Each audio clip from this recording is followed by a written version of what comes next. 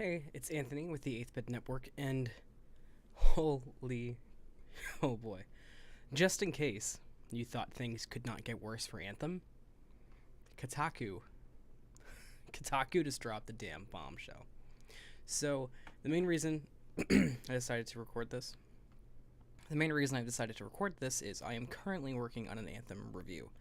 And, spoiler alert, it's bad. I decided to wait a little while before I did the review because I wanted to wait for a few patches to come out, because I assumed perhaps with a later version of the game maybe it would be either better or in at least a place where it could get a full review on something closer to maybe the intended vision. Well, let me roll up his sleeves because oh boy, this intended vision looks like it was a mess.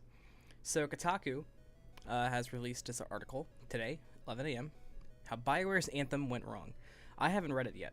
I have a gist of what's in it. I have not read it. I'm going to read this here. So these are my initial reactions to it. And oh man.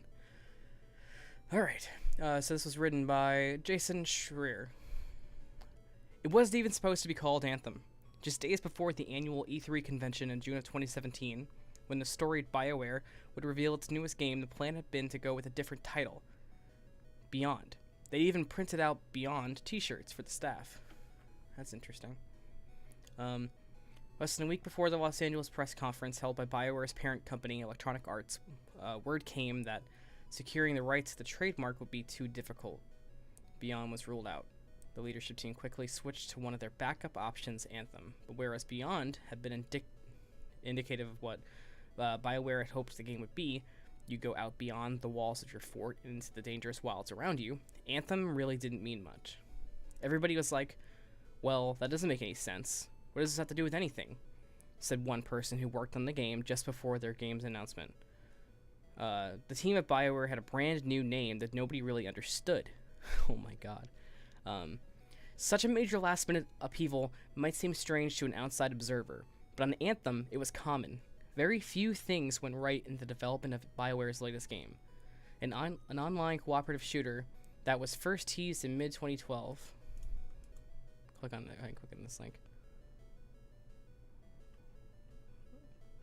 Oh, okay.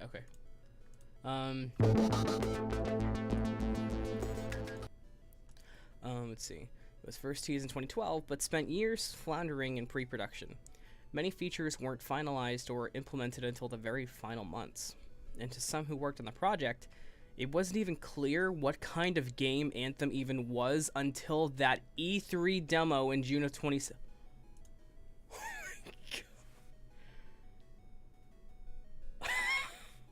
Oh boy.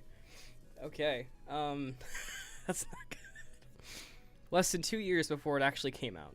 Later, they came up with an explanation for the name. The game's planet was enveloped by something called the Anthem of Creation, a powerful, mysterious force that left environmental cataclysms around the world. That's fucking crazy. They worked on this game for 6 years. And oh man. Okay, let's keep going. When Anthem launched in February of 2019, it was panned by fans and critics today.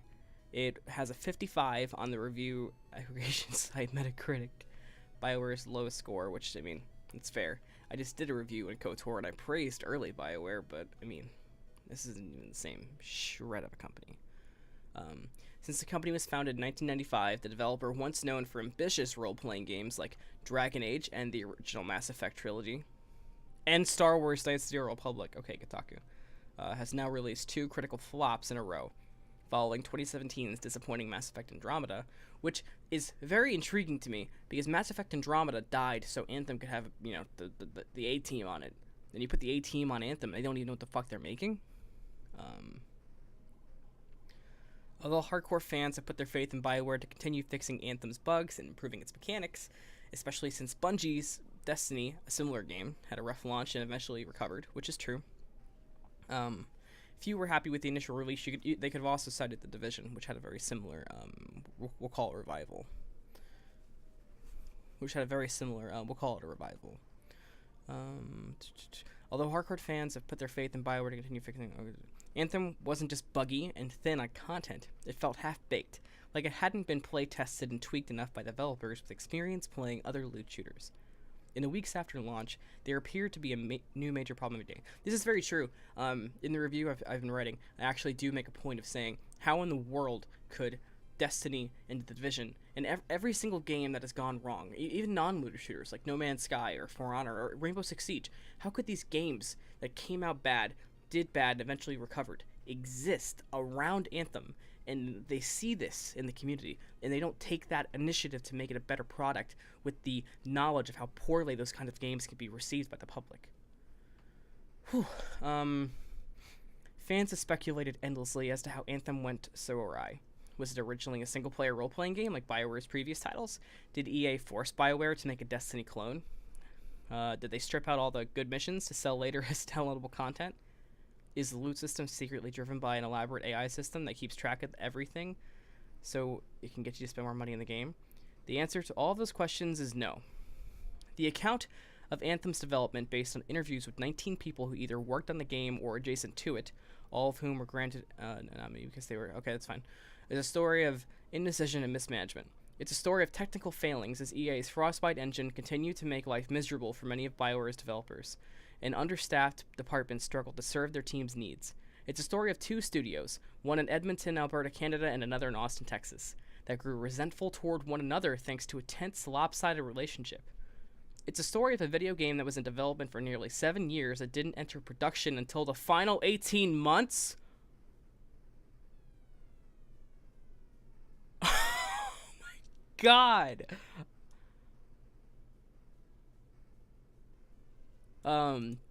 Until the final 18 months, thanks to big narrative reboots, major design overhauls, and a leadership team said to be unable to provide a consistent vision and unwilling to listen to feedback. Oh boy. Alright, let's dive into this. Perhaps most alarming, it's a story about a studio in crisis. Dozens of developers, many of the decade-long veterans, have left BioWare over the past 2 years. This is true. We talked about this on multiple of our podcasts. And it seems like that almost everybody, at least on these OG teams of BioWare, had enormous talent for the industry. Because almost all of them who have left have gone on to do very incredible things in the industry and are working on very exciting projects. So it's just something to consider. Some who worked at BioWare's longest-running office in Edmonton talk about depression and anxiety.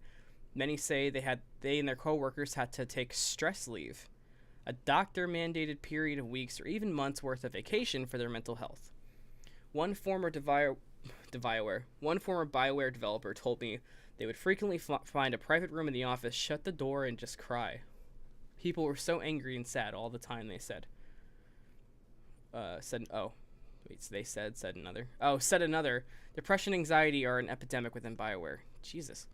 I actually cannot count the amount of stress casualties we had on Mass Effect Andromeda or Anthem, said a third former BioWare developer in an email. A stress casualty at BioWare means someone had such a mental breakdown from the stress they're just gone for 1 to 3 months. Some come back, some don't.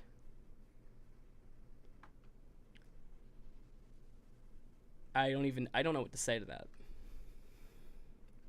I'm just going to move past it and kind of try to collect my thought on it because I got nothing. Among those who work or have worked at BioWare, there is a belief that something drastic needs to change. Many at the company now grumble that the success of 2014's Dragon Age Inquisition was one of the worst things that could have happened to them. The third Dragon Age, which won Game of the Year at the 2014 Game Awards, was the result of a brutal production process plagued by indecision and technical challenges. It was mostly built over the course of its final year, which led to lengthy crunch hours and lots of exhaustion. Some of the people in Edmonton were so burnt out, said one former BioWare developer, they were like, we needed Dragon Age Inquisition to fail in order for people to realize that this wasn't the right way to make games. Within the studio, there's a term called BioWare magic. It's a belief that no matter how rough a game's production might be, things will always come together in the final months. That is a very true statement. In my Star Wars Knights of the Old Republic review, I talked about the fact that the game was very, very held back by technological elements of its time, like the original Xbox, and it held it back, and especially held back the PC version. So this is a very realistic statement that, Bioware can get these out. But the fact it's happening, in the late 20 teens, yikes. It happened on the Mass Effect trilogy, on Dragon Age Origins, and on Inquisition. Veteran Bioware developers like to refer to production as a hockey stick. It's flat for a while, then it suddenly jolts upward. Even when a project feels like a complete disaster, there's a belief that with enough hard work, and enough difficult crunch, it'll all come together. After the high-profile failures of Mass Effect Andromeda and Anthem, it has become clear to current and former Bioware employees that this attitude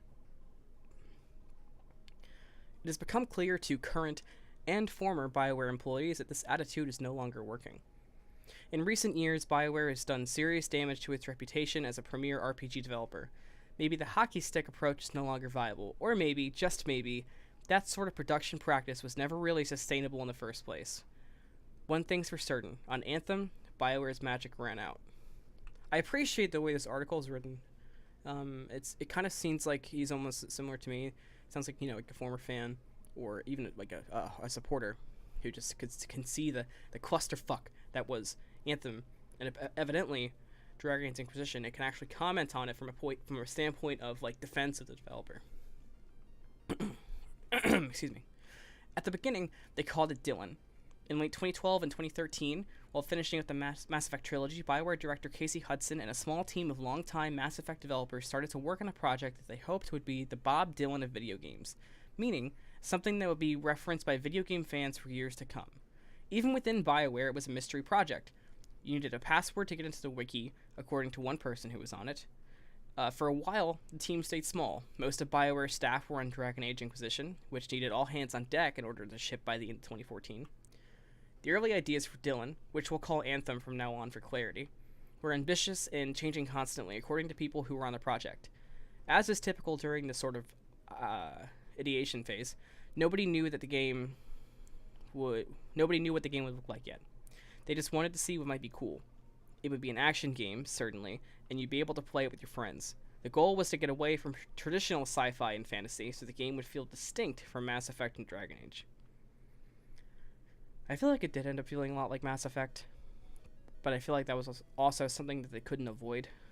One concept quickly emerged was the idea of a dangerous, hazard-filled planet. Anthem would be set in a hostile alien world. In order to go out into the wilderness, you'd need a robot suit, a realistic NASA-inspired robot suit. The pitch was simple. Iron Man, but less cartoony. Early iterations and javelins were less Iron Man, more NASA. That is a lot less Iron Man, a lot more NASA. Very interesting how high texture this whole thing is.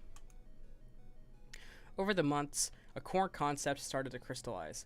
Anthem's planet would be sort of like the Bermuda Triangle of this universe, with an inexorable gravity that was constantly pulling in alien ships and hazards. As a result, the world would be lethal and full of dangerous creatures. You're at the bottom of the food chain, everything significantly okay. So this is all about Anthem. All these levers that could be pulled internally, so there would be different events happening at all times. You'd be out somewhere and an electrical storm would happen at random, and you had to survive it. We had an early demonstration of this where the environment was dynamic, and by pulling levers, we could change it from summer to winter to fall. You'd see snow hitting the ground, hitting the trees. There were states of the build where that was being demonstrated, and that we could see this was something you could actually accomplish. We saw a small glimpse of these prototypes at E3 2014. Bioware showed a teaser trailer for the as-of-yet untitled game that would eventually become Anthem. So let's go ahead and watch this. So it'd be here. Okay, so it's here. And then here. Okay, interesting. The final game would have nothing even close to those teases. Anthem was always envisioned as an online multiplayer game, according to developers who had worked on it, but it wasn't always a loot shooter. Oh, here we go. I was waiting for this. I was sure this was going to be in here. The kind of game where you'd endlessly grind missions for new weapons. In these early versions, the idea was that you'd embark from a city and go out on expeditions with your friends, staying out in the world as long as you could survive. You'd use a robotic echo suit, and you'd fight monsters with melee and shooting attacks, but the focus was less on hoarding loot, and more on seeing how long you could survive. One mission, for example, might take you and a squad to the center of a volcano, where you'd have to figure out why it was erupting, kill some creatures, then fight your way back. That was the main hook, said an Anthem developer. We're going out as a team, going to try to accomplish something as a team, and then come back and talk about it. Along the way, you could scavenge or salvage alien ships for parts and bring them back to your base in order to upgrade your weapons or enhance your suit. That almost sounds very MMO. Like, way more MMO than it sounds, Destiny. And granted, Destiny, originally kind of touted itself as an RPG MMO hybrid, but, like, this sounds MMO to the T. It was really interesting, said one person who worked on it. It really struck a chord with a lot of people who were working on it originally. Okay, I'm going to skim through a bit. I won't skip too much just so I can kind of, get us rolling along here. To make environments, okay. Okay, here it is. As these questions lingered, the Anthem team faced a major shakeup. In August of 2014, as they continued to prototype and dream about their game, they lost their leader, Casey Hudson, who had directed the beloved Mass Effect trilogy and was supposed to be the creative director in Anthem, was departing.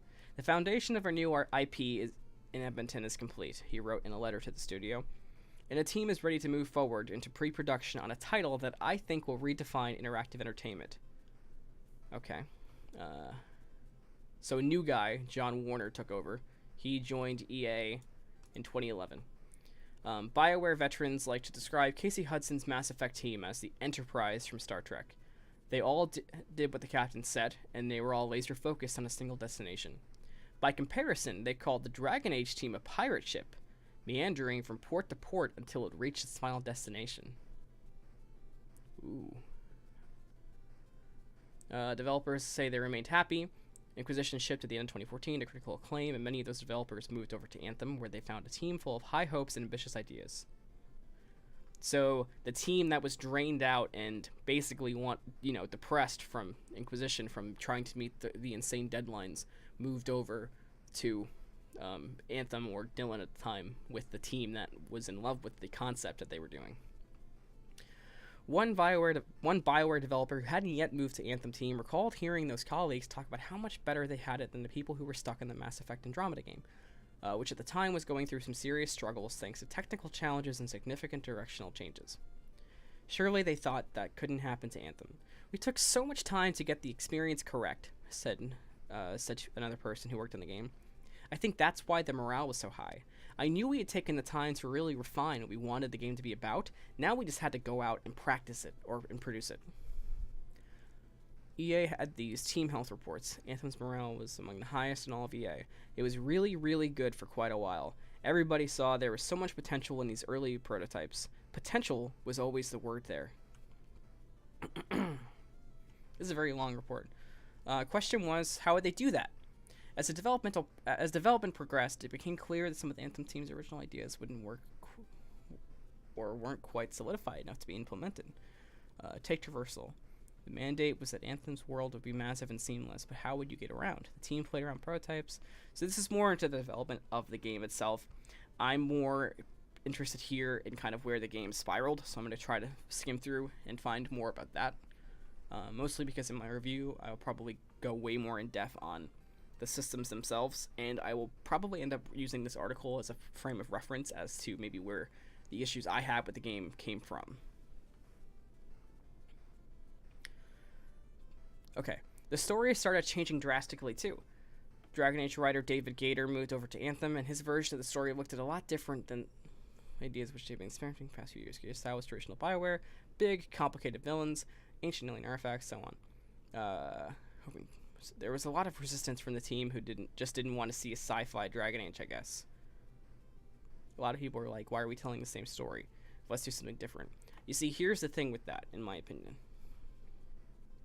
They could have told a different story, but you can't look at any of the games that David Gator worked on and tell me that those did not have fantastic stories. And even in the lesser games, like the Dragon Age 2s, the villains still had an ounce of complexity and depth that could, they could stand on their own. Voss is famous from Far Cry 3 for being this interesting, dynamic villain. But in terms of complexity and motivation, a lot of the villains from Dragon Age 2 are far more above that. They just don't have the charisma. So I'm not saying that a copy paste is good. A copy paste is never good.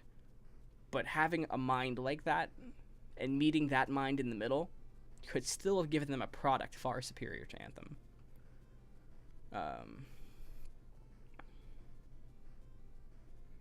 So basically, he said in an email that it was a science fantasy. He was fine with that. But it was clear from the outset there was a lot of opposition to the change from the rest of the team. Okay, so he just felt frustrated that for it seems like the same reasons I said, and he left BioWare in early 2016. He didn't feel keen to play the game he was working on. That's a big note, right? This is a huge takeaway right here. So at this point, I think we're starting to see that downward spiral really kind of come into effect, to where even the writer didn't want to play the game. It can't get much worse than that. Okay, instability had become par for the course. So game became a big mess. Wow, listen to this part. The root cause of all of this was the lack of vision, said one former BioWare developer. What are we making? Please tell us. The reoccurring theme was there was no vision. There was no clarity. There was no single director saying, this is how it all works together. Wow. So we can look at this and we can really figure out, kind of starting to see where it went. The game had no vision. And if we go back, they had been working on this since 2012. They've been working on this since 2012. They've been... If we go back, they've been working on this since 2012. And they had no vision in 2016. It's 2019. The game released in 2019. So already, that 6 is down to... already, that 6 has dropped down to 3. Wow.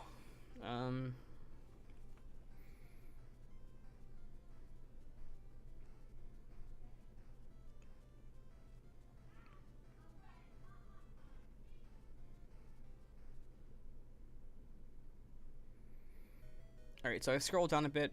Anthem was not the charm. Using Frostbite to build an online action game BioWare had never done. Had a lot of new problems for BioWare's designers, their artists, and their programmers. Frostbite is like an in-house engine with all the problems that entails. It's poorly documented, hacked together, and so on, with all the problems of an externally sourced engine, said one former BioWare employee. Nobody you actually work with designed it, so you don't know why this thing works the way it does or why this is named the way it is.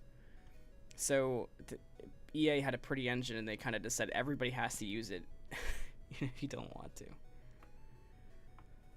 Holy shit. This is a real fucking disaster. Like, I don't know how else to describe it. This is just a fucking disaster. Alright, so here they noticed their ideas were going out the window.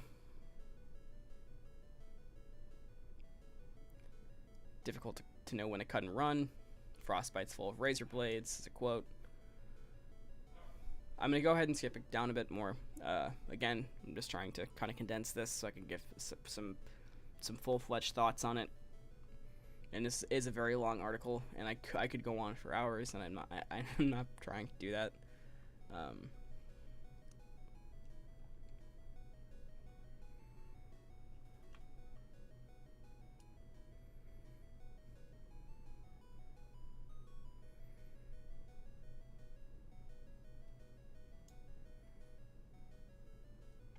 Okay, so this part's interesting because, as I said, I hadn't read through this beforehand, and in the beginning I did mention that Mass Effect Andromeda was given to a lower-level team to be worked on so they could focus on other entities.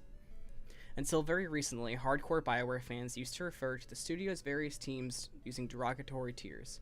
There was an A team, the B team, and the C team. Opinions have varied on which was which, but in general, A team referred to the original BioWare, the office in Edmonton, Canada, responsible for Dragon Age and the Mass Effect trilogy. A couple thousand miles southeast was the B team, a studio in Austin, Texas. Then this was Star Wars: The Old Republic, not the Knights of the Old Republic. The Old Republic being the MMO, a massively multiplayer. Yeah, the C team was referred to the ill-fated studio behind Mass Effect Andromeda, which is, again, as I've said. What fans might not have realized was that even within BioWare, some people thought the same way. Okay, so this was the case but apparently Bioware knew it too, which to me is probably where this toxicity came from. Because I mean, you can't look over over the aisle. You can't be a boss or a manager in a situation and look at this and say, "Oh man, that team, they're fucking it up, and I know it, but I can't do anything to fix that." That's a very toxic mindset to be in, especially in an employment setting.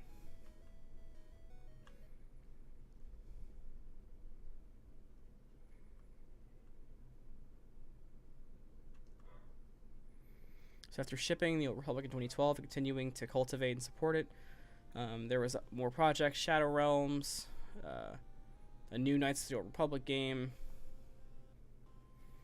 and by the end of 2014, those projects were all canceled.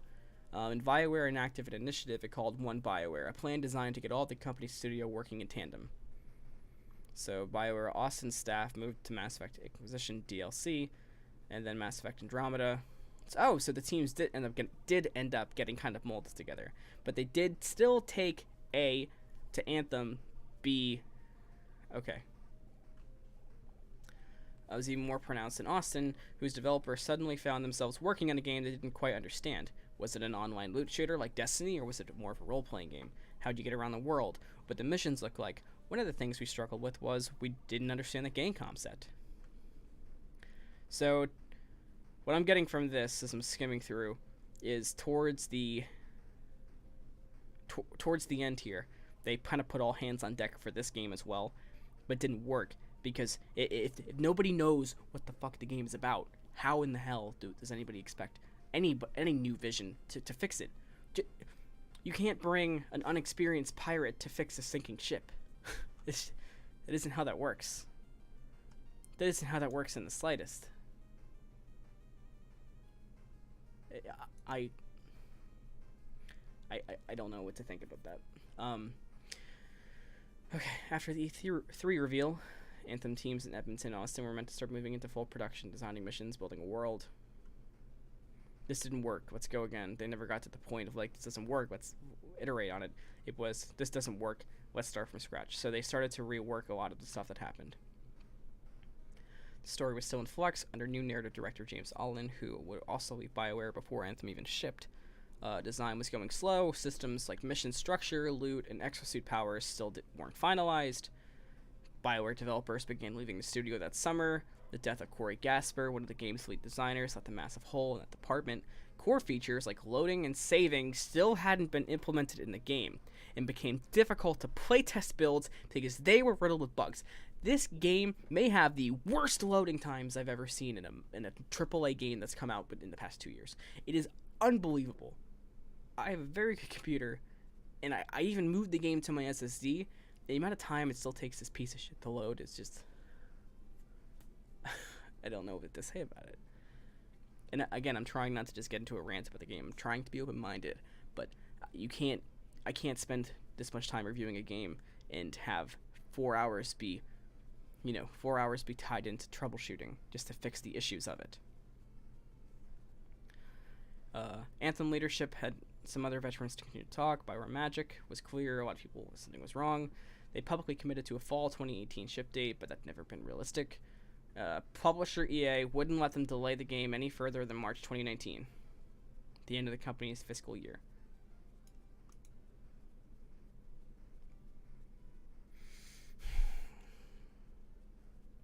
That fucking frustrates me.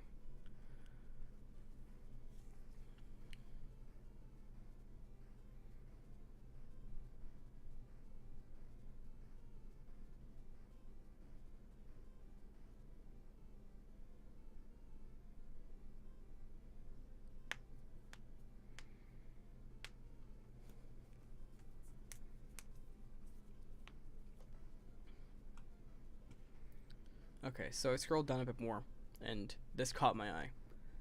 The first name in Anthem's credits is someone who started working on the game in October 2017, 16 months before it shipped. If Dragon Age Inquisition had not been so successful, Bioware would have changed its production practices.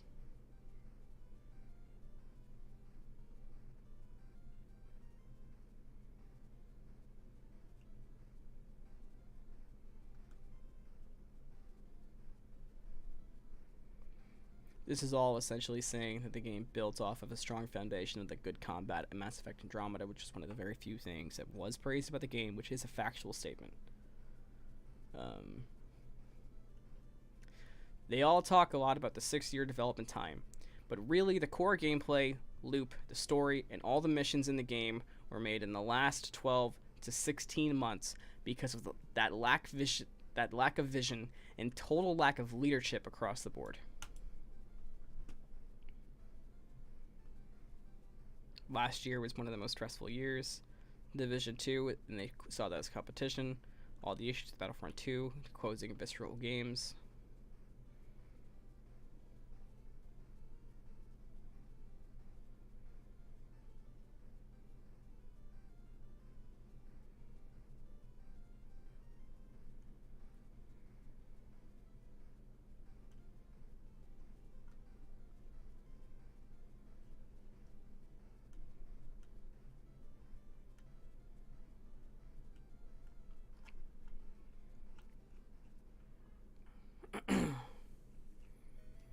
Alright, so I have gone ahead and scrolled to the very end because Bioware issued a statement on Anthem development after a shocking report, and this came out today at 1:48 p.m. It's currently 4:08 p.m. where I am, and I felt like it was only fair to look over this. Again, I haven't looked at this once. I don't know what's in it, but here we go.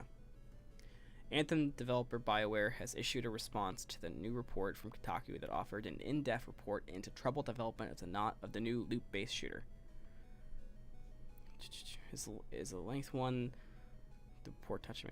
Okay, here it is.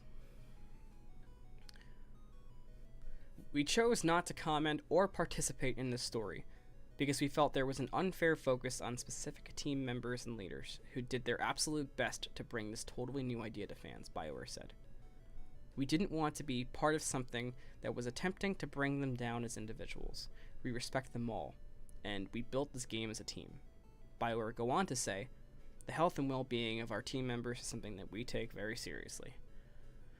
Developer referenced its new leadership team that's been built up over the years as a catalyst for big steps to improve studio culture and creative focus while avoiding crunch time. Making games, especially new IP, will always be one of the hardest entertainment challenges, Bioware said. We do everything we can to try and make it healthy and stress-free, but we also know there is always room to improve. The response from the developer closed with Bioware saying it's open to criticism but doesn't see the value in tearing down the work of others and that articles doing so don't make the game's industry or developers' crafts better. As a studio and team, we accept all criticisms that will come our way for the games we make, especially from our players. The creative process is often difficult. The struggles and challenges of making video games are very real, but the reward of putting something we created into the hands of our players is amazing. People in this industry put so much passion and energy into making something fun, we don't see the value in tearing down one another or one another's work. We don't believe articles that do that are making our industry and craft better. Alright. Here's the thing. Your craft and the work of individuals at your studio are being critiqued in this situation because you allowed a game to exist and continue to be worked on and to add assets into a game that you knew wasn't going to work. That's where your mistake was. You saw the whole shit show. You were on the ship as it was getting rammed by the other one. You were part of the explosions, and all that you did was make everyone else's life harder. So you cannot look at this and say, we work hard.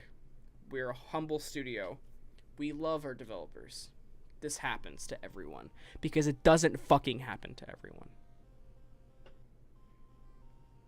It happens to companies that allow their publishers to ream them. It happens when developers like Bioware don't take care of their employees or take their employees' mental states into consideration. Because I don't care if you're against mental health. I don't care about any of that. The reality is, if your employees are not in a healthy enough state to work on your game, you have to do something. You can't just let Johnny No Name take 2 months off because he's not feeling good and not help him, which is what you should do, or replace him. You can't just let people disappear for 2 months. You can't keep changing the leads. You cannot allow there to not be leadership behind a project the scale of Anthem. And here's why.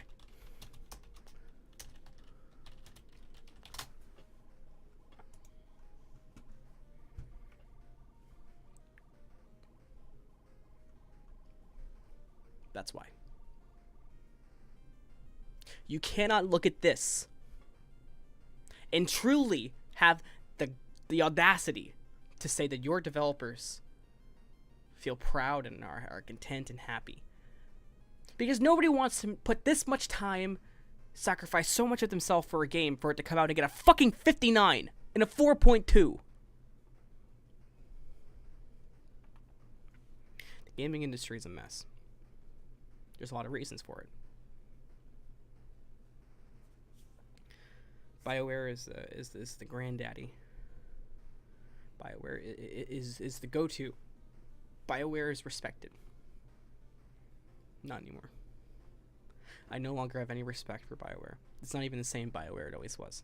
And the only way that respect's going to come back for this fucking developer is if they can put quality first.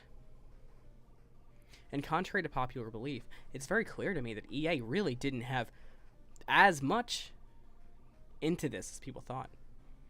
Yes, they did, get them a time crunch, but this was Bioware. This was 100% on Bioware. This was on Bioware and a lack of understanding and respect for its employees. And if you think otherwise, that's fine. You can try to tell me why. You could even convince me. But from what I just read, both the article and the response, from what I know about the games industry and what I've indulged in for the past decade of my life, is that these people did not give a shit what Anthem came out like. I'm not talking about the hardworking people who sat at their computers and honestly did try to do the best that they possibly could do with a lack of vision. I'm talking about the people who are at the top of the totem pole, who could look down, see all this happening, and just not give a fuck.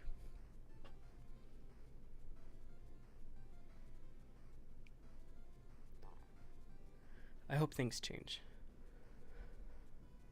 but I don't think they are. And I'm sorry that the people who were at Bioware who didn't deserve this had to go through it. But if you're one of the people at Bioware who allowed all this shit to happen and you just watched, fuck you. I don't know when my review is going to be out because I've had some serious issues running the game, but I don't even know if I want to do it anymore. This is a disaster. But with that being said, thank you for listening to my opinion, me rant. If you have a different opinion, I'd love to hear it. Please let me know. And I'm Anthony. Thank you for watching the 8-Bit Network. I'll see you next time.